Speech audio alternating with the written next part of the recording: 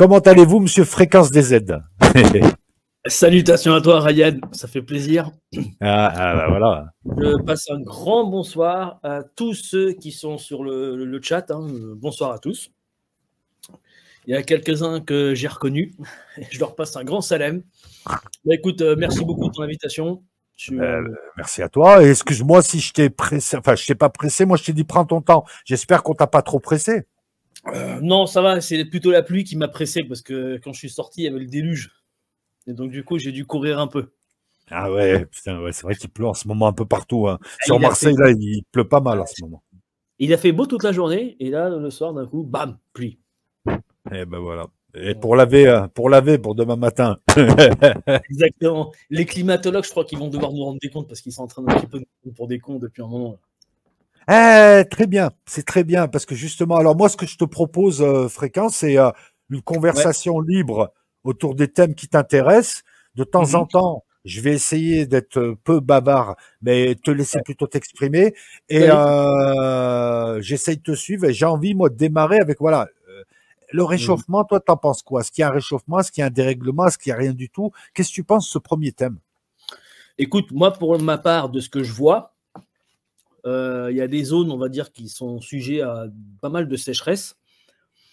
C'est vrai qu'en ce moment, il y a des températures qui semblent de plus en plus élevées. On pourrait penser justement qu'il y a un réchauffement. Mais moi, en fait, ce n'est pas un réchauffement anthropique, dans le sens où la Terre se réchauffe et contiendrait toujours un peu plus de chaleur. Parce que si on regarde bien d'un point de vue physique, si on suit leur logique à eux, si la Terre se réchauffe, normalement, les calottes glaciaires devraient fondre. On devrait avoir des hivers où il ferait 15 degrés au minimum. Et quand on nous explique, on va dire, le réchauffement avec la montée des eaux, etc., normalement, c'est ça qui devrait se passer. Or, il y a une trentaine d'années, c'est ce qu'ils nous avaient prédit. Ils nous avaient prédit qu'en 2020, il y aurait des îles qui seraient englouties sous les flots, etc. Et donc, 90% ou 95% de ce qu'ils avaient annoncé ne se produisent pas. Donc moi, je me pose la question, je me suis dit, est-ce qu'ils ne sont pas en train de nous enfumer avec cette théorie du réchauffement climatique? Moi, je me suis intéressé, on va dire, un petit peu de près de ce sujet-là. Et je me suis rendu compte que, pour moi, le réchauffement, d'après ce que j'ai vu, pour moi, qu'est-ce qui envoie la chaleur? C'est la Terre. Et le dioxyde de carbone, contrairement à ce qu'on veut nous penser, ce n'est pas quelque chose qui est néfaste. Au contraire, c'est quelque chose qui est vital. Le carbone, c'est la vie, comme disait un grand chercheur. Et le dioxyde de carbone, on a besoin pour régénérer les plantes, pour régénérer les espèces vivantes, etc. Donc, ça ne peut être que positif. Après, peut-être qu'à une certaine mesure de CO2, ça pourrait peut-être changer quelque chose.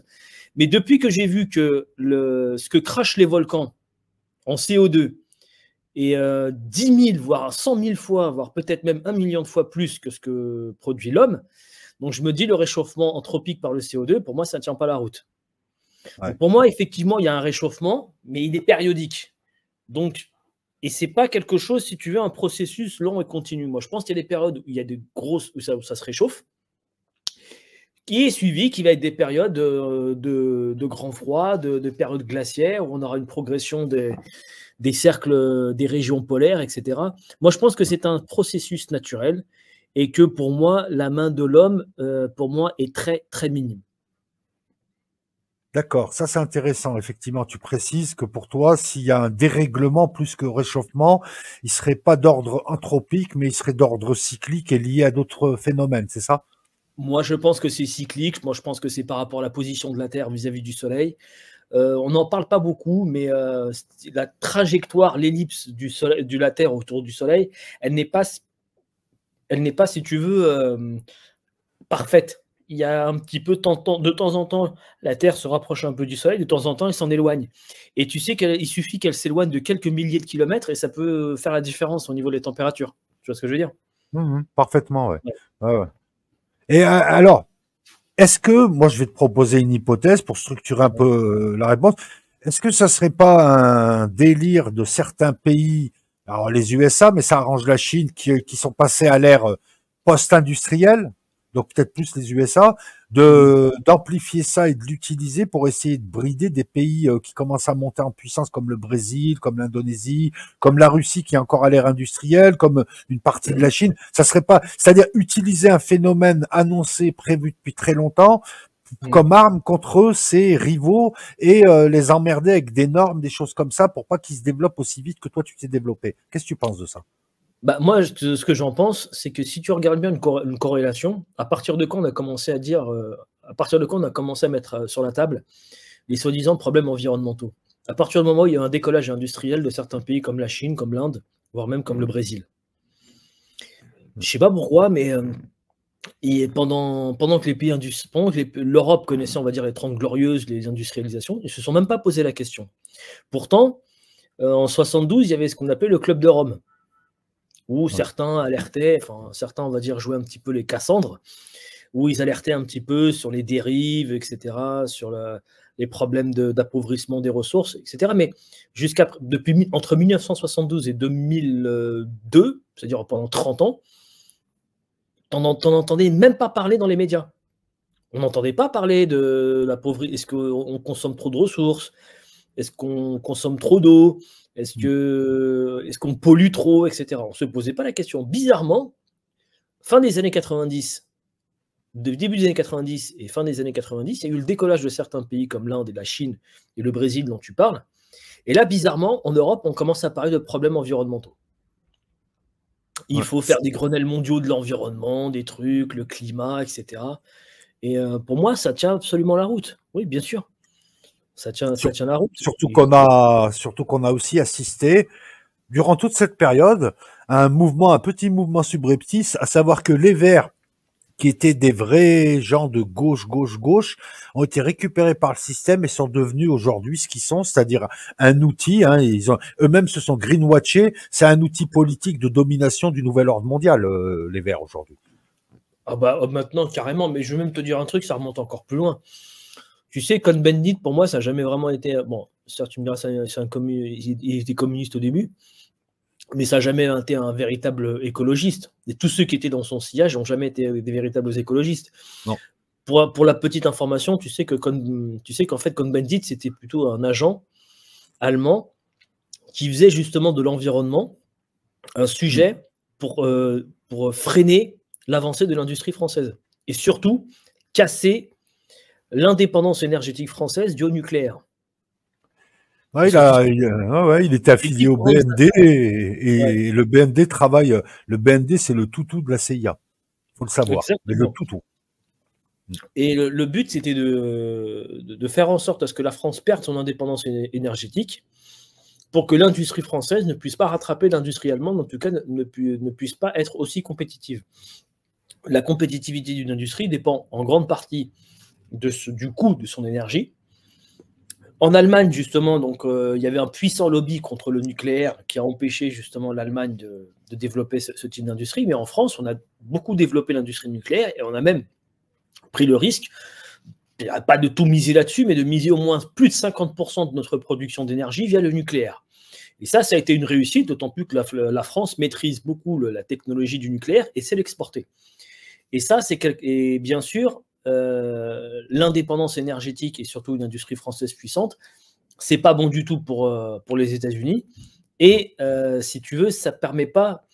Si tu veux, en fait, pour les États-Unis, tant qu'il n'y a que l'Allemagne qui tient la route, qui est une véritable puissance, les États-Unis arrivent à contrôler plus ou moins l'Europe. S'il y a deux grandes puissances, la France vient au niveau de l'Allemagne, ça devient très difficile pour les États-Unis de contrôler l'Europe. Oui, c'est vrai.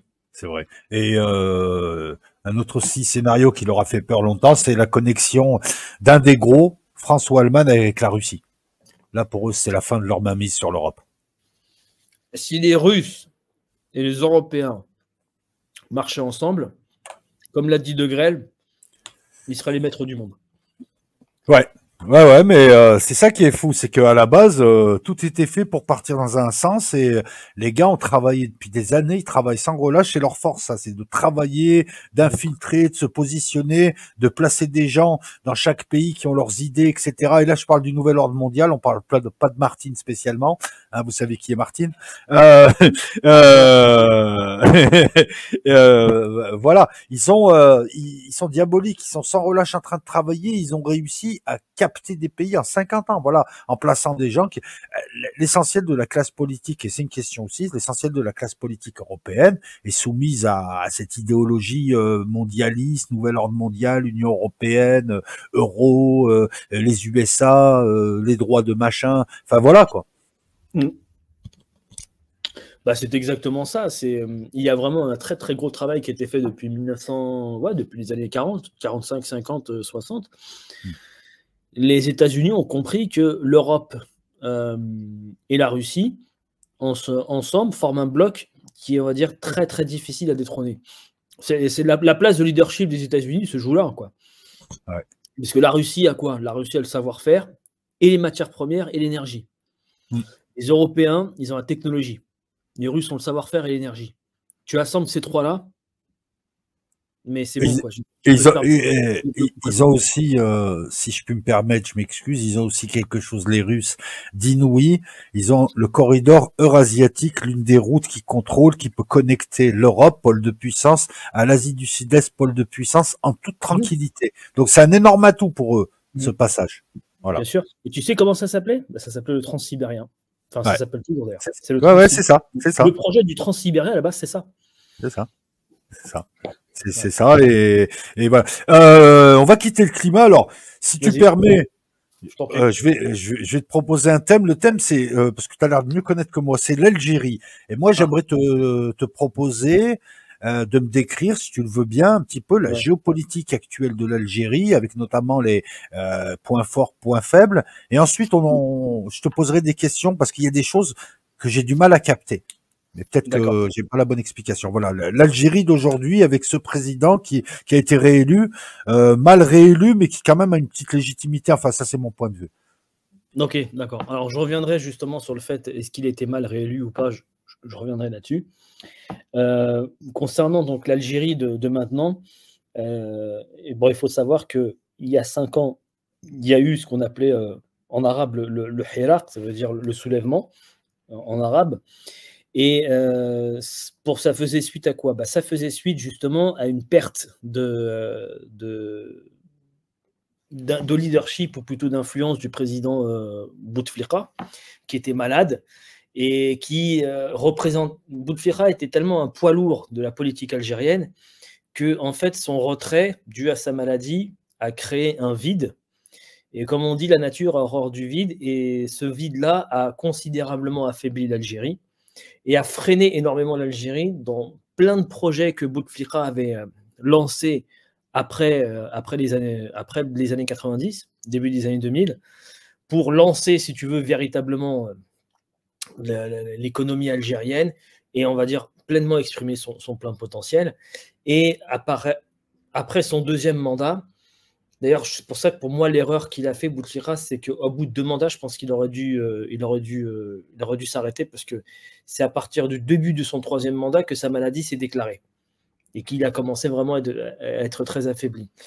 Donc, c'est cette période-là, donc on appelait ce qu'on appelait la Issaba, c'est-à-dire une bande de mafieux tous aussi corrompus les uns que les autres. D'ailleurs, c'est pour ça que moi, ça me fait marrer qu'on parle des généraux, la junte militaire. Je vous rappelle que les militaires, c'est les moins corrompus de toute l'Algérie. Hein. Je ne dis pas qu'ils ne sont pas corrompus, mais je veux dire, au niveau du civil, ils sont 100 fois plus corrompus que les militaires. Parce que les militaires, même si certains sont corrompus, c'est plus difficile d'acheter un militaire que d'acheter un civil. Parce qu'un militaire, il a quand même eu la formation, il a quand même, on va dire, il s'engage avant tout dans un esprit patriotique, parce qu'il faut savoir que l'armée, si tu veux, elle n'est pas réservée à une aristocratie en Algérie. Tout le monde peut rejoindre l'armée, tout le monde peut devenir général. Il y a une certaine, si tu veux, démocratie à ce niveau-là, qui fait que même les généraux que l'on voit, pour la plupart, ce ne sont pas des gens qui sont issus de la bourgeoisie. Pour une bonne partie d'entre eux, ce sont des gens qui sont issus de quartiers modestes, plutôt de la classe moyenne, et qui ont réussi à émerger et à devenir général. Donc, c'est pas vraiment, on va dire, ceux-là qui sont les plus corruptibles. Mais par contre, au niveau du civil, il y a eu beaucoup de corruption, notamment au niveau des derniers mandats de Bouteflika.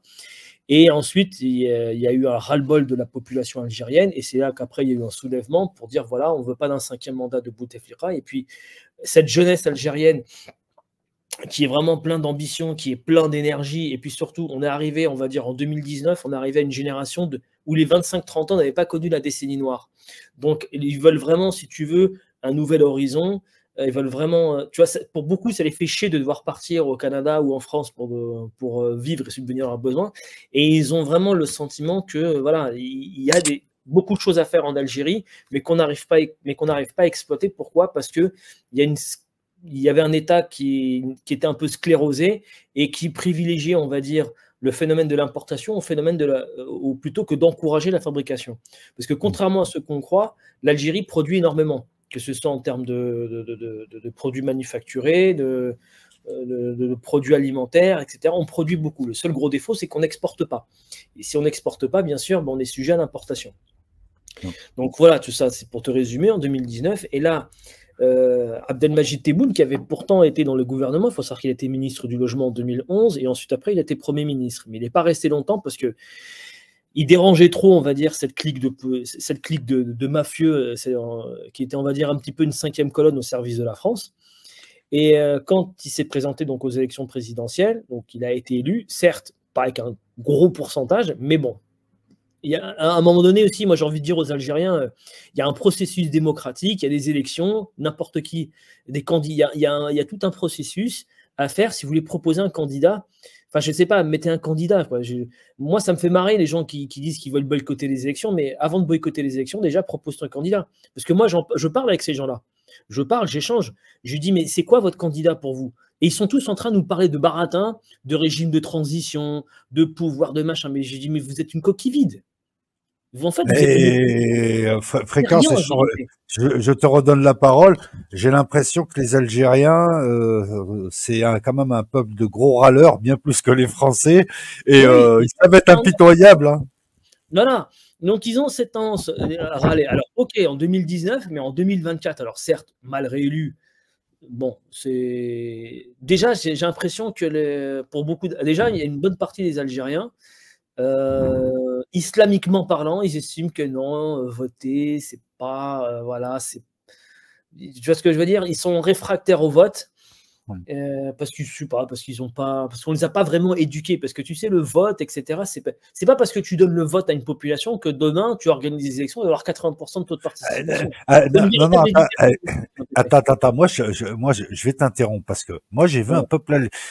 Alors moi l'Algérie je connais un petit peu moins bien sûrement que toi, mais je connais un peu. C'est des gens très politisés et c'est des gens, si ça les intéresse, ils sont très actifs. Sinon ils sont passifs. Alors juste une chose, moi j'ai vu un peuple algérien descendre pendant des mois de manière pacifique et organisée pour destituer un président et obtenir des arrestations et empêcher un système. Je les ai vus, tous ces gens, et là, d'un coup, ces gens, ils seraient dépolitisés, ils feraient plus rien, ils seraient juste des consommateurs. Non, du tout. Non, au contraire, tu as ton diagnostic sur le fait que les Algériens sont très politisés, il n'y a aucun problème. Mais tu oublies qu'il y a une autre partie de la population qu'on ne voit pas forcément, qui parle politique, mais bizarrement, dès qu'il s'agit du vote, je sais pas, ils sont...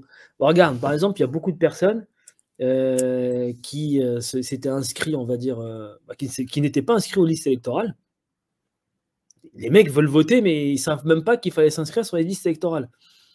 Moi, j'en ai vu des gens qui m'ont dit, mais j'étais au consulat et je pouvais pas plus voter. Pourquoi? Bah, ils m'ont demandé si j'avais ils ont pas voulu me donner ma carte d'électeur parce que j'étais pas inscrit.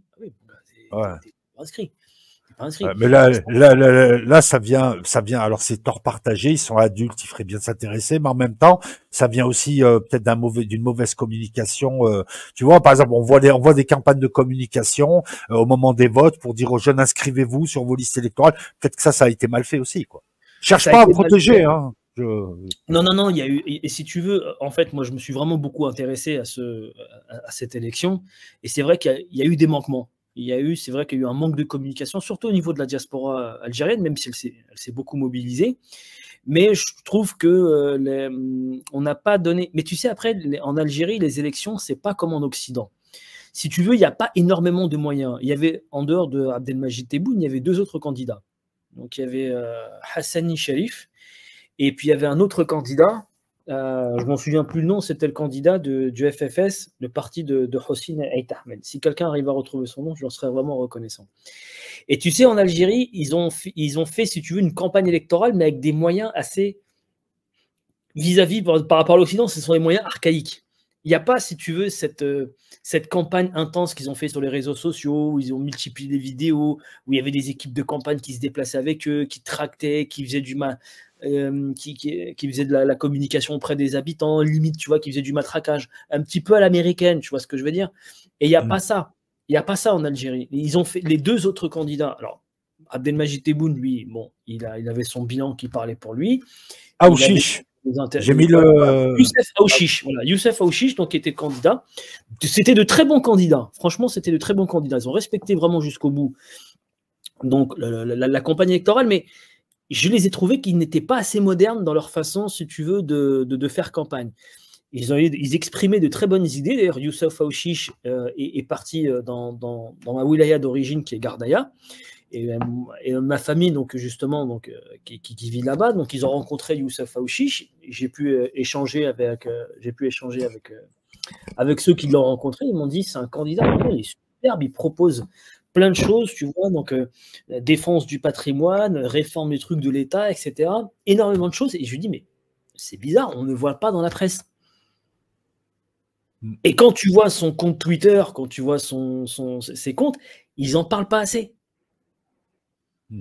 Donc c'est ça qui fait que ça provoque un certain désintérêt, c'est qu'il n'y a pas la communication n'est pas assez puissante, elle n'est pas, si tu veux, on n'est pas dans du, si tu veux, on n'est pas dans du Jacques Séguéla. Tu vois ce que je veux dire? Ouais, bien sûr.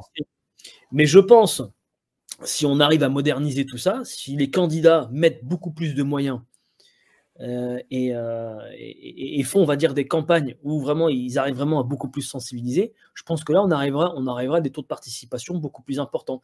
Mais quand c'est des gens comme moi, à mon petite échelle, qui font la promotion de la campagne présidentielle, étant donné que moi j'ai un petit public, forcément, ça n'aura que peu d'effet.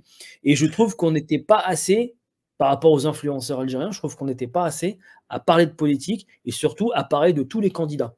Moi, j'étais vraiment l'un des rares qui a parlé de Aouchiche, qui a parlé de Chérif, qui a détaillé un petit peu leur programme, leurs ambitions, etc. Et moi, j'avais dit, c'est des candidats quand même sur lesquels on devrait s'intéresser, parce qu'on est en 2024, sauf que Tebboune a un certain âge, il est fort à parier qu'en 2029, il ne se représentera pas parce qu'il sera trop âgé. Et je me suis dit, voilà, parmi les 2 candidats, il y en a peut-être un, certes, il s'est présenté pour 2024, mais peut-être que si on lui donne de la force et si on lui l'accompagne, et si vraiment on lui prouve qu'il y a vraiment un élan, une dynamique derrière lui, il peut se préparer pour 2029 et assurer une succession tranquille. Moi, je me permets, moi, d'émettre aussi une hypothèse, c'est que moi, j'ai l'impression que les Algériens, après le Irak, où ils ont tout donné, ils sont revenus à une certaine désenchantement, désillusion, et c'est pas une critique du pouvoir parce qu'il fait ce qu'il peut, c'est que les Algériens peut-être veulent tout de suite, et c'est aussi leur droit. Ils sont peut-être désenchantés de la politique, ils se sont dit rien ne va changer, quoi qu'on fasse, donc finalement on n'en a plus rien à battre, on va s'intéresser à notre sphère privée, faire du business, faire nos trucs, et la politique on s'en fout parce que finalement on a manifesté pendant des mois et des mois et des mois, on a cru qu'il allait y avoir un changement, et à la fin c'est toujours les mêmes personnes qui sont derrière le président. Ça peut être aussi une explication pour expliquer la faible participation. Ça peut expliquer aussi le fait que certains s'attendaient, on va dire, à un bouleversement, à un changement, mais le problème, c'est qu'il y a des gens qui ne comprennent pas un truc, c'est que l'Algérie s'est construite à partir de son armée, à partir de l'ANP, parce que faut savoir que l'Algérie contemporaine telle que l'on la connaît aujourd'hui, elle s'est ressuscitée grâce à son armée. Il faut savoir que l'indépendance, on l'a acquis à l'issue d'une guerre. Donc, il est tout à fait normal, parce que beaucoup parlent de... Parce que tu sais aussi, il y a beaucoup de colonisés mentaux parmi certains Algériens, et qui nous pensent, qu'on leur dit que l'armée, c'est forcément quelque chose de mauvais, parce que ça empêche ça met une chape de plomb sur l'Algérie. Je rappelle juste une chose, c'est qu'aujourd'hui, si vous pouvez chanter One, Two, Three, vive l'Algérie et brandir le drapeau, déjà commencez déjà par remercier l'armée. Parce qu'aujourd'hui, c'est l'armée qui arrive à tenir le pays. C'est l'armée. Et j'explique de manière assez pédagogique que, vous savez, l'armée, c'est pas forcément quelque chose. Vous voyez trop les trucs militaires à travers ce qui s'est passé en Argentine, etc.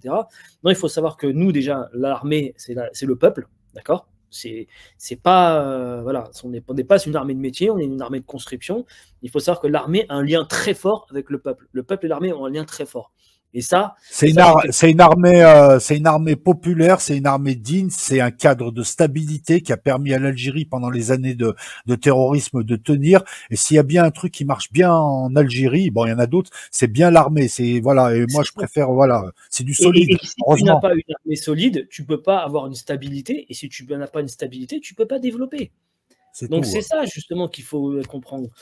Non, mais les fréquences des aides, les mecs, ils pensent que c'est l'armée à Pinochet. Mais je rappelle que l'armée a tiré sur personne pendant les manifestations du Irak et elle a même bloqué les policiers qui étaient un peu plus, certains étaient un peu plus virulents. Et voilà, non, c'est pas des mecs avec des chars qui font chier tout le monde. Et quant à la référence à l'Algérie des généraux, c'est les généraux des années 90, ils sont morts, ces gens.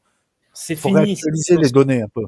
Voilà, c'était exactement. En plus, si tu veux, c'était, on va dire, des personnes que Boumedienne déjà lui-même avait combattu. Et il a fallu justement donc la mort de Waly Boumedienne pour que ces gens-là émergent. Et effectivement, ces gens-là ont fait vraiment beaucoup de mal. Mais si tu veux, pour en revenir donc au fait justement que certains Algériens ont été déçus, mais après étaient déçus par rapport au fait que quoi, je voulais savoir c'était quoi leur projet, quoi, c'était quoi leur truc. Beaucoup rêvent, je ne sais pas pourquoi, ils rêvent d'importer un modèle américain, un modèle occidental en Algérie. Je rappelle qu'on est un pays musulman. Ouais. Fréquence. Moi, je justifie rien. C'est que l'Algérie, moi, j'ai connu dans les années 90, quand c'était un peu fermé.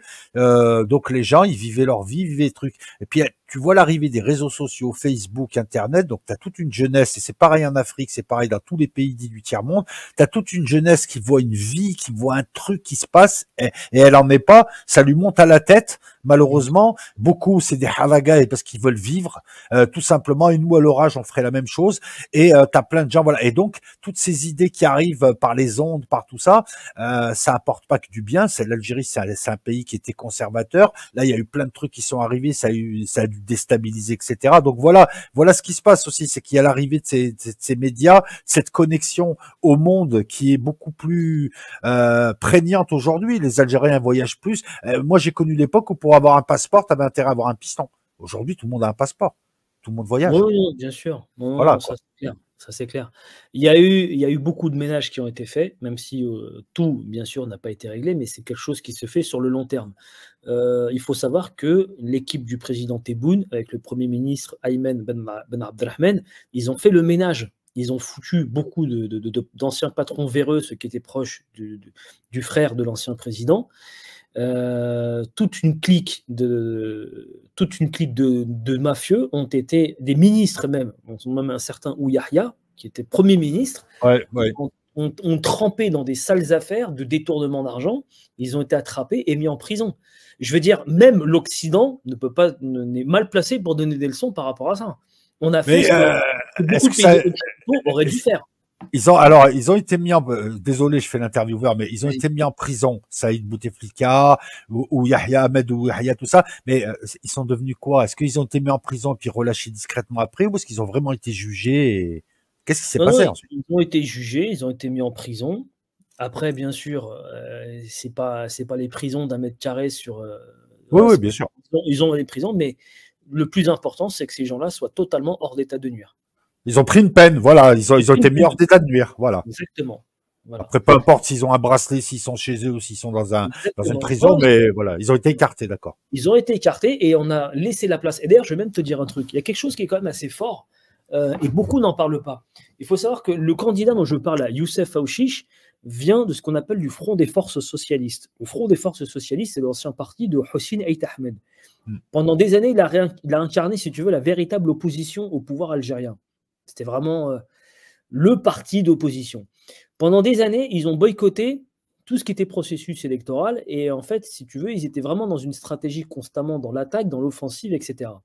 Après le Hirar, en 2021, le FFS, après 25 ans, après que Hossein Aït Ahmed ait décidé de retirer donc son parti et de participer à toutes les échéances électorales, il est revenu sur le circuit. Pourquoi? Parce qu'il a vu que des choses ont changé dans le bon sens. Et il s'est dit, là maintenant, c'est bon, on a beaucoup de véreux qui ont dégagé. Maintenant, on va se relancer dans le champ politique et on va participer aux échéances électorales. Et après 25 ans d'absence, donc ils se sont présentés aux municipales, là ils vont se présenter aux législatives, et là, comme là, ils se sont présentés aux élections présidentielles à travers Youssef Aouchiche. Là, c'est quand même un fait assez marquant. Je vais creuser un petit peu justement parce que c'est super intéressant. Puis tu as l'air de connaître ton sujet. On a vu Abdelmajid Tebboune se faire élire. Se faire élire avec un score bizarroïde. On a vu un début de polémique où même lui a dit que le score était pas bon. On a vu un score qui a été rectifié. Et certaines personnes se sont dit, c'est pas seulement pour aider le président qui en avait pas besoin, c'était pour piéger ce président que d'avoir fait cette magouille à la con tellement visible que même lui, il leur a dit, attendez, faut recompter les voix là. C'est pas possible. Voilà. Est-ce que tu penses que certaines personnes ont essayé d'affaiblir Tebboune pour pas qu'il ait un score crédible afin de mieux le tenir? Qui est derrière Tebboune? Qui lui donne la force? Ceux qui lui donnent la force, c'est essentiellement... En fait, si tu veux, Tebboune, sa principale force, c'est qu'il est affilié à aucun parti. Donc, si tu veux, en fait, il arrive un peu à faire consensus entre le MSP, le FFS, le FLN et d'autres partis. En fait, ce qui fait la force de Tebboune, c'est surtout l'affaiblissement du FLN. Alors, bien sûr, il y a l'armée qui le soutient, à travers donc le général, le chef d'état-major Saïd Chenglia. Mais ça, il le ferait avec tout bon président. Je veux dire, même si c'était pas Tebboune qui était élu, si c'était Aouchiche ou Hassani Chérif, l'armée apporterait aussi son soutien. Il n'y a aucun problème là-dessus. Donc l'armée, si tu veux, n'a pas de préférence. Mais qui soutient Tebboune, il y a ça. Il y a également donc des gens qui s'étaient exclus de la politique, comme Kamel Bedari, qui sont revenus et qui donc lui apportent son soutien. Et également, on va dire, une bonne partie de je dirais pas de la population, mais voilà, c'est surtout son fait que Tebboune, là où il a été le plus populaire, c'est dans les zones où il n'y avait pas de grandes agglomérations. Et c'est ces gens-là qui ont vraiment voté pour Tebboune parce qu'ils ont vu que il y a eu un changement, il y a eu, si tu veux, des améliorations qui ont été faites, notamment au niveau administratif, une modernisation de beaucoup, dans beaucoup de wilayas où, dans certains cas, on trouvait que c'était un petit peu archaïque. Et Tebboune a insufflé un vent, on va dire, de modernisme, notamment pour les wilayas reculés qui ont beaucoup souffert d'être, on va dire, d'un petit peu, on va dire, les déshérités, les oubliés, on va dire, d'une certaine dynamique économique algérienne. Et ça, oui, ces gens-là ont apporté un vrai soutien à Abdelmajid Tebboune. Là où tu verras le moins de soutien, c'est dans les grandes villes, bizarrement. Ouais. C'est le DRS qui a été longtemps un centre de pouvoir et un lobby à lui tout seul. Est-ce qu'il est, comment dire, muselé? Est-ce que ça représente toujours une force? Que devient le DRS? Non, le DRS, déjà, son boulot, c'est d'assurer la sécurité du pays. Et donc, ils sont là, justement, donc, pour accompagner le président, mais surtout pour faire en sorte à ce que le président... En fait, le président en Algérie, sa fonction, c'est vraiment... En fait, en Algérie, tout est fait pour qu'on n'ait pas un président à la Macron. Voilà. C'est-à-dire à la Macron? Bah, la Macron, c'est-à-dire un mec qui va te brader le pays, qui va te vendre la Sonatrach, comme il a vendu Alstom, qui va te vendre Condor, comme il a vendu Alcatel. Quelqu'un qui reste sous contrôle parce que l'armée est légaliste et elle surveille ce qu'il fait quand même. Elle surveille quand même, et voilà, et faire en sorte, justement, on n'est pas un président qui travaille, qui soit une 5e colonne pour l'étranger. Oui, non, ok, je comprends. Euh, Là, c'est reparti pour 4 ans ou 5 ans? 5 ans. 5 ans, jusqu'en 2029. Pardon. Je Lucifer t'en m'a prie. fait pousser. Ah ouais, non, mais Excusez-moi. là, non, c'est moi qui m'excuse. Non, non, mais on va rester sur l'Algérie. L'Algérie, actuellement, depuis le 11 septembre, Ouais. surtout, elle est sous la menace internationale, mais aujourd'hui, elle vit quand même une géopolitique assez compliquée. Brouille avec le Mali qui accuse l'Algérie de soutenir des terroristes, je pense qu'il parle des Touaregs. Ouais. Brouille avec le Maroc, bon bah qui dure depuis très longtemps aussi sur la question du Sahara occidental. Un œil sur l'OTAN et sur tout un tas de gens qui ont intérêt, comme Israël, à déstabiliser l'Algérie. Est-ce que tu pourrais nous parler un peu de la géopolitique algérienne actuelle et de ce qui est fait, enfin voilà quoi. Bah, en fait, l'Algérie, de par sa position géographique, est considérée comme la porte de l'Afrique. Pas par les Algériens, mais par tous ceux qui convoitent l'Afrique et qui cherchent une porte d'entrée. Il y a, il y a un événement qui s'est passé là tout récemment, il y a hier ou avant-hier, je ne sais pas si c'est encore le cas, mais il y a la visite de la présidente indienne qui est venue en Algérie. Ça faisait très longtemps qu'on n'avait pas vu un dirigeant indien rencontrer un président algérien. Et donc l'Inde, qui pourtant, on va dire, était un petit peu en froid avec l'Algérie, ou alors n'avait pas vraiment de relations bien développées, s'est mise à vouloir rencontrer donc le président Tebboune et conclure des partenariats. Bon, les Algériens, ils ont compris qu'ils sont le centre d'intérêt de beaucoup de pays, de grandes puissances, et mais surtout, ils ont compris que l'Algérie, ça peut être maintenant, l'Algérie ne peut être que le seul verrou qui peut encore protéger l'Afrique contre la toute-puissance, ou plutôt freiner la toute-puissance de la prédation occidentale sur l'Afrique. Le pays qui l'assurait, c'était la Libye de Kadhafi. La chute de la Libye de Kadhafi a modifié a dû modifier, on va dire, les plans des Algériens. Et la chute de la Libye a considérablement affaibli, je dirais, à peu près tout le Maghreb. Bon, peut-être un peu moins le Maroc, parce que pour des raisons géographiques, mais la chute de Kadhafi et de la Libye a forcé les pays du Maghreb à revoir leur géopolitique. Et là, si tu veux, l'Algérie donc a commencé déjà par accroître sa puissance militaire pour se protéger de toute invasion, parce qu'il ne faut pas oublier que les puissances de l'OTAN sont intervenues en Libye, malgré le fait qu'ils avaient signé et voté une résolution de l'ONU en disant qu'ils n'interviendraient pas. Ils sont quand même intervenus et ils sont bombardés et ils ont mis la Libye à feu et à sang. Le pire, c'est qu'il y a eu un ambassadeur du Qatar qui est venu, donc, enfin, qui avait rencontré donc, son homologue algérien et qui lui avait dit « Fais attention à toi, les Occidentaux t'ont en ligne de mire. Après la Libye, ça va être ton pays. »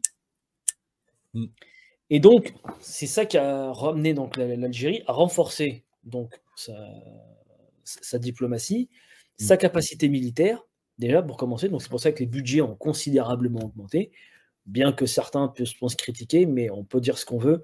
Aujourd'hui, maintenant, les pays qui peuvent encore ouvrir leur gueule et les pays justement qui arrivent encore à ne pas se laisser faire, c'est les pays qui ont beaucoup investi. Les États-Unis, enfin, après je ne parlerai pas des États-Unis, mais aujourd'hui maintenant, si tu veux pas que les Occidentaux te cherchent génoise, voilà, il va falloir que tu investis dans ton Je te rejoins, non mais les critiques sont stupides parce que ça a été fait de manière équilibrée. Moi, j'ai étudié ça sur plusieurs vidéos et non seulement l'Algérie s'est pas contentée d'acheter du matos, elle a acquis des compétences, elle a développé une BITD, c'est-à-dire une base industrielle de l'industrie de la défense. Elle a formé beaucoup de gens. Je veux dire, elle achète pas que des avions, elle forme des pilotes, elle forme des bateaux, elle forme des sous-marins, elle forme etc. Donc, elle a une armée. C'est la première chose. Je rappelle juste un truc, c'est que c'est sur ces 10 dernières années, les 3 plus gros acheteurs d'armes en Afrique, c'est le Maroc, l'Algérie et l'Égypte. L'Égypte, Voilà. ouais. Maroc, Voilà. Algérie, l'Égypte. Et ils ont raison les trois, puisque on a assisté, promis je me tais, on a assisté à un durcissement dans le monde. Depuis l'attaque en 2003 de l'Irak, tout le monde s'est mis à acheter des armes et à se renforcer parce qu'ils se sont aperçus que le droit international, c'était de la pipe. L'Algérie savait qu'elle était sur la liste. Si elle n'a pas l'armée qu'elle a actuellement pour pouvoir se défendre chez elle, elle a acheté des Iskander, enfin bref, elle s'est développée, elle se serait déjà fait envahir. Voilà. C'est cette armée qui a résisté aux djihadistes qui essayaient de rentrer, les colonnes libyennes de djihadistes qui se sont fait démonter par des Kamov algériens. C'est elle qui tient les frontières au sud. Sinon, les djihadistes, ils attaqueraient Tam, etc., etc., etc. Donc les gens qui critiquent, je comprends pas bien pourquoi ils critiquent, quoi. Oui, bon après maintenant, quand on est très pauvre en culture et qu'on s'intéresse très peu à la géopolitique, malheureusement, on en vient à ce genre de réflexion. Mais pour la petite information, pour la petite anecdote, Rayad, il sait qu'il y a certains Algériens qui ont réussi à s'enrichir géopolitiquement grâce à toi parce que je leur ai recommandé ta chaîne. Merci, merci, merci. Non, non, mais moi, je peux te dire, El Loco, ça fait beaucoup de bien à certains Algériens. C'est pas pour te caresser, pour te flatter ou quoi que ce soit, mais je peux te dire que tu as fait beaucoup de bien à certains Algériens qui étaient un peu largués à ce niveau-là. Et quand je leur ai relayé tes vidéos sur Patreon, ouais, putain, mais il y a des trucs que je savais pas, quoi. Non, mais moi je veux dire encore, je respecte l'armée algérienne et les services algériens parce que je sais, et puis j'ai une grande famille, j'ai des gens qui sont un peu partout et beaucoup de respect, et puis pas que moi parce que je sais que c'est du solide, c'est des gens sérieux. Tu vois, moi je suis un type honnête, je dis ce qui va pas, quel que soit l'Algérie ou pas, mais il y a un truc dont on peut s'enorgueillir, c'est cette armée qui assure une stabilité et puis des services qui font ce qu'ils peuvent et qui se débrouillent très très bien. Voilà, et que les gens, voilà, aillent au-delà des clichés, quel que soit le pays. Hein, même la France, allez au-delà des clichés, allez vous faire une idée, vous verrez que voilà, tout n'est pas caca, bien au contraire. Alors, d'un autre point de vue, donc, un point de vue de l'armée, alors déjà, et comme certains dans le chat l'ont très bien remarqué. L'Algérie est quand même frontalier avec plus de 6 pays. Donc, il y a le Maroc, le Niger, le Mali, la Libye, la Tunisie, la Mauritanie, une petite également frontière avec le Sahara occidental, notamment la partie qui est contrôlée avec le Polisario. Donc voilà, l'Algérie a quand même beaucoup de connexions, beaucoup de frontières avec beaucoup de pays. Donc là, comme je t'ai dit, donc, modernisation de l'armée, modernisation également de l'industrie et de la base industrielle de l'armée. Là, par exemple, l'Algérie maintenant peut fabriquer sous licence des drones, et là maintenant ce sont des hélicoptères. Donc ça maintenant c'est sur la partie militaire. Ensuite, une question géopolitique économique, l'Algérie a compris que son essor économique ne peut se faire que s'il y a un essor économique au niveau africain. Enfin, quand je dis au niveau africain, c'est au niveau subsaharien. Et c'est là que je vais te parler de ce qu'on appelle la transsaharienne. Le gazoduc transsaharien, c'est le pipeline donc, qui part donc, du Nigeria, de Lagos ou à côté de Lagos, et qui traverse 3 pays, dont le Niger et l'Algérie, pour ensuite après desservir l'Europe. Le Nigeria, qui est un gros pays producteur de gaz, a besoin justement de ces infrastructures, de cet oléoduc pour pouvoir vendre son gaz à un prix, on va dire, assez intéressant pour l'Europe. On sait que maintenant l'Europe a été coupée du gaz russe. L'Algérie en a profité, mais le Nigeria également doit en profiter. Et ce gazoduc transsaharien, qu'est-ce qu'il va amener? Pour la première fois, il va amener, on va dire, la possibilité de voir des pays africains s'approvisionner en énergie, mais avec des coûts qui sont beaucoup moins élevés. Et pour certains de ces pays africains, notamment le Burkina Faso et le Niger, donc qui ont conclu des accords avec l'Algérie concernant le développement et la connexion avec ce gazoduc, qu'est-ce que ça va leur permettre? Un gazoduc, ça va leur permettre justement d'avoir des industries manufacturières, donc pouvoir être compétitifs et attractifs pour certaines entreprises qui souhaiteraient donc localiser leurs usines et faire des usines de fabrication. Améliorer l'électrification, construire des infrastructures, etc. Donc, voilà, apporter de l'énergie bon marché pour beaucoup de pays africains, notamment ceux qui sont proches du Nigeria, pour ensuite, après, insuffler une dynamique économique. Et cette dynamique économique va bien sûr profiter à l'Algérie. On a compris que c'est comme ça, et uniquement comme ça, que l'on va pouvoir opérer, on va dire, une croissance stable et durable économiquement. Non, mais Et c'est. le Ça... PG, et surtout, excuse-moi, locaux, très important, développer l'industrialisation de ces pays africains pour qu'ils ne soient plus la proie de l'endettement vis-à-vis des pays occidentaux. Il faut maintenant que les pays africains sachent que maintenant, on a de quoi exporter donc les matières premières, mais surtout, au lieu de vous exporter les matières premières et ensuite que vous nous revendez les produits manufacturés beaucoup plus chers, nous avons les matières premières, mais maintenant nous avons l'énergie pour produire les produits manufacturés depuis l'Afrique. Ouais. Mais c'est bien ce que tu dis, parce qu'effectivement, l'Algérie fait partie de ces pays qui ont compris que il fallait, tu vois, pour l'armée, elle développe sa base industrielle, parce qu'elle a compris qu'il fallait une base industrielle pour pouvoir faire monter des corvettes, par exemple. Alors, tu as cité les drones, mais ça fait longtemps qu'elle a un drone mâle, le El Jazair, qu'elle a 4 ou 5 modèles de drones. Et elle a un drone mâle, tu vois, bien avant l'Europe. Elle a tout un tas de choses qu'elle arrive à faire elle-même maintenant, parce que tu vois, on voit l'Ukraine. L'Ukraine, par exemple, ne peut plus faire son armement, donc elle est obligée de l'acheter. Et le petit armement, les jeeps, les petits véhicules blindés, les munitions, les drones de reconnaissance, les petits bateaux. J'utilise un terme qui est pas très technique. Si tu sais le construire, voilà. Et l'Algérie a aussi compris un truc, a compris la Turquie, qu'a compris surtout la Chine, qui a donné l'exemple, c'est que tu ne fais rien sans une économie.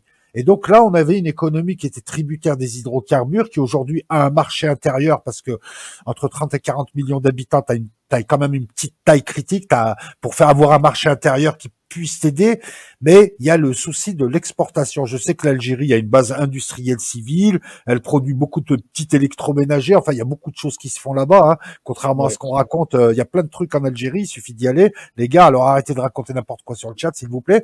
Mais il y a encore ce côté exportation, et on l'a vu avec cette histoire de pâte à tartiner. Je te mets tout en... l'économie algérienne, est-ce qu'elle peut prendre son envol, se libérer de la rente pétrolière et fournir des produits de qualité sur le marché européen? Ah, tout à fait, tout à fait. En fait, c'est comme ça justement que en fait, comme je t'ai dit, comme tu l'as dit, il y a, beaucoup de choses que l'on produit. En fait, il manquait juste 2 choses. Donc renforcer les capacités, industrielles et donc être non plus dans une dynamique de production, mais aussi dans une dynamique d'exportation, déjà. Et aussi, et c'est là où je pointe du doigt un gros défaut au sein de l'Algérie, et quelque chose sur lequel, heureusement, on est en train de travailler, mais c'est quelque chose qui nous a fait quand même beaucoup de défauts, c'est que bien qu'il y a beaucoup de produits en Algérie, on n'arrive pas, on n'est pas vendeur. Si tu veux, on manque de VRP. Tu vois ce que je veux dire? El Morgen, c'est vraiment celui qui a été vraiment le premier exemple qui a réussi, si tu veux, non pas à vendre la pâte à tartiner parce qu'elle est excellente, parce qu'elle est super bonne. Elle est ce qu'elle est. Moi, je l'ai goûtée, elle est très bonne. À consommer, bien sûr, avec modération. Parce que... Et moi, ça me fait marrer les gens qui pointent du doigt le Morgen comme si c'est trop sucré ou quoi que ce soit. Je rappelle que, si vous voulez, les mêmes qui critiquent sont sûrement les mêmes qui vont acheter Fanta, Coca-Cola, Orangina, croyez-moi, et qui vont voir les Starbucks Coffee. Croyez-moi, en termes de sucre, ça y va aussi également. Et ils n'ont absolument rien à envier à El Morgen là-dessus. Donc, El Morgen, c'est une pâte à tartiner comme les autres, avec une recette noisette qui est très bonne. Franchement, je l'ai goûtée, elle est très bonne, même si pour moi, c'est plus un petit plaisir qu'autre chose. C'est quelque chose que l'on peut se faire, voilà, quand on boit un thé, un café l'après-midi pour un petit apéro, c'est un truc assez sympathique. Mais c'est pas un produit du quotidien. Et El Morgen, si tu veux, ça a été vraiment la réussite, si tu veux, on va dire, du fait qu'on a réussi à exporter un produit algérien. Mais on l'a réussi à l'exporter. Tu vois ce que je veux dire? On s'en fout de savoir si c'est un produit de qualité ou pas. On a réussi à l'exporter. Pendant plus de 25 ans, on se foutait de la gueule du Made in China. Et pourtant, les gens achetaient du Made in China. Même si ce n'était pas de la bonne qualité, les gens achetaient. Pourquoi? Parce que le prix était attractif et puis surtout, le prix et les produits étaient disponibles. C'est de ça dont il faut faire et c'est avec ça justement qu'on va pouvoir renforcer donc la capacité de l'Algérie à pouvoir exporter ses produits. Aujourd'hui, l'Algérie arrive à exporter du ciment, du clinker, mais aujourd'hui, on attend que l'Algérie exporte ses produits tels que Brandt, Condor, des produits également issus donc de l'industrie et de la firme Rebrab.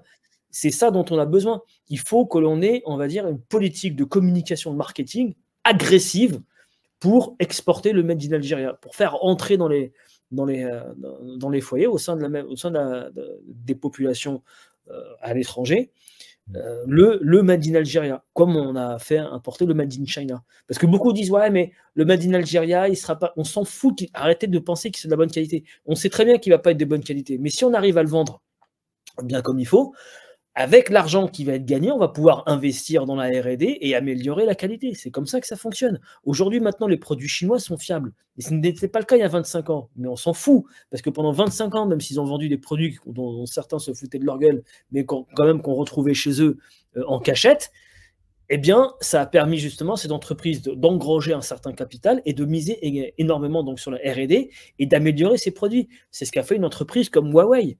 Il y a 20 ans, tu avais un Huawei, tu étais considéré comme un clochard. Aujourd'hui, maintenant, Huawei, il pèse lourd. Samsung et Apple tremblent quand ils entendent le mot Huawei. C'est vrai. C'est-à-dire, alors attends, si je comprends bien, l'Algérie doit absolument trouver des marchés intermédiaires pour essayer de vendre des produits, on va dire, de moyenne qualité, pour pouvoir progresser, notamment en recherche et développement, pour ensuite pouvoir répondre aux normes les plus contraignantes des marchés de type européen. C'est ça que tu préconises. Alors, je préconise ça, bien sûr, parce qu'il y a des normes européennes qu'il faut respecter, et ça, on les respecte. Il y a beaucoup de produits qui respectent les normes européennes. Et en plus, l'avantage que l'on a par rapport à la Chine, c'est la distance. On est à côté, on n'est pas très loin. Ce qu'il nous faut, c'est des relais, c'est des VRP, c'est des gens qui profitent justement du fait que les produits algériens ont tout à fait leur place pour faire de la stratégie, du stratégie marketing. On pêche encore beaucoup là-dessus, mais on travaille. Mais il y a quand même. On essaie de se monter. Il y a une grosse diaspora en Europe algérienne. Il y a aussi tout un tas de il y a beaucoup de commerçants, de gros commerçants, de grossistes. Enfin, il y a quand même un réseau de distribution. C'est ce qui a d'ailleurs permis, je pense, à El Morgen, la pâte à tartiner, de se faire un nom avant de se faire recaler bizarrement. Donc il y a quand même. Alors c'est vrai, t'as raison. Les Algériens savent pas se vendre. C'est pas des séducteurs. Ils ont du mal. Ils ont du mal. Pour eux, c'est se rabaisser que essayer de séduire l'autre. C'est compliqué, voilà. Je sais ça. Ça, je comprends bien. Mais ça s'apprend, ça s'apprend. Ça s'apprend, et j'ai beaucoup de jeunes, et j'ai des jeunes Algériens qui m'écrivent en privé et qui me disent, ouais, Fréquence, j'aimerais bien faire du marketing, j'aimerais bien faire de l'import-export, etc. Ok, je lui dis, tu connais quoi un produit algérien? J'ai dit, ouais, je connais, j'ai de la famille qui vend des produits issus de la robinetterie, de tout ce qui est raccord, quincaillerie, etc. Parce que c'est quelqu'un qui vient de ma région. Et je lui dis, mais mec, t'as tout ce qu'il te faut là. Bah, va t'inscrire à la chambre de commerce, je sais pas, va en Algérie, inscris-toi à la chambre de commerce algérien, monte une société d'import-export, tu prends ces produits-là, ok, tous ceux qui sont fabriqués en Algérie, et tu crées, on va dire, et voilà, et tu crées des points relais, tu crées des trucs, tu prends une équipe, tu commences comme ça, si tu veux, moi je peux t'aider, etc. On peut développer une stratégie commerciale, mais voilà, on va parler, si tu veux justement exporter les produits algériens, ben commence par les prendre en petite quantité, tu les écoules, tu les revends, etc. Tu familiarises un petit peu avec eux, et avec ça, voilà, tu recueilles des petits témoignages positifs, tu essaies de faire des vidéos, tu diffuses un petit peu ça sur les réseaux sociaux, tu prends contact avec des influenceurs algériens qui ont une grosse caisse de résonance et qui peuvent justement te permettre de donner de la pub et de la pub. Bref, des trucs où on essaie de se débrouiller. Et puis c'est comme ça. Au début, c'est de la petite débrouille. Petit à petit, on s'organise, on se structure, et après, voilà, on devient au VRP, qu'on devient des Jacques Ségala. Non, mais c'est ça, c'est petit à petit, hein, c'est les petits ruisseaux qui font le grand fleuve à la fin, et c'est ça. Et puis jouer sur jouer sur les caractéristiques de la diaspora algérienne. T'as parlé d'influenceurs, de commerçants, etc. Le bouche à oreille, tout ça et tout. Et les types peuvent, après, c'est bien de faire un commerce transméditerranéen. Ça va profiter à tout le monde, puisqu'ici, ça crée de l'emploi. Moi, je vois par exemple les réseaux de commerçants algériens ou marocains ou tunisiens. Bon, à Marseille, c'est plus des Algériens. Ben, les mecs, ils font bosser leur famille. Ça fait déjà des chômeurs en moins. Tu vois, donc c'est quelque part, c'est des bonnes initiatives, ça. Exactement. Non, mais c'est comme ça que c'est comme ça que on fait avancer les choses. Le gouvernement va pas tout faire à votre place. Il faut arrêter aussi de vous dire l'État, machin. L'État, il fera rien si toi tu ne bouges pas. L'État, l'État, il organise Attends, il y a des salons de l'entrepreneuriat qui sont organisés à Alger. Même à Paris, via Mehdi Reza, on a eu des meetings, on a eu des forums où on a invité justement donc, des gens qui veulent développer des startups en Algérie. Il y a des choses, il y a des adresses. Les gens qui me disent, machin, il y a quoi? Tiens, vas-y, il y a une adresse, va voir. Il y a un forum des entrepreneurs qui est là-bas. Il y a le salon de l'immobilier. Tu prends un billet maintenant. Les billets d'avion maintenant sont accessibles. Tu peux avoir 150, 200 euros. Voilà, tu prends un billet d'avion, tu vas à Alger, des tu vas aides. dans un forum. Enfin, tu bouges, quoi. Tu fais quelque chose. Des aides. Je suis d'accord avec toi. Je suis d'accord avec toi. Mais moi,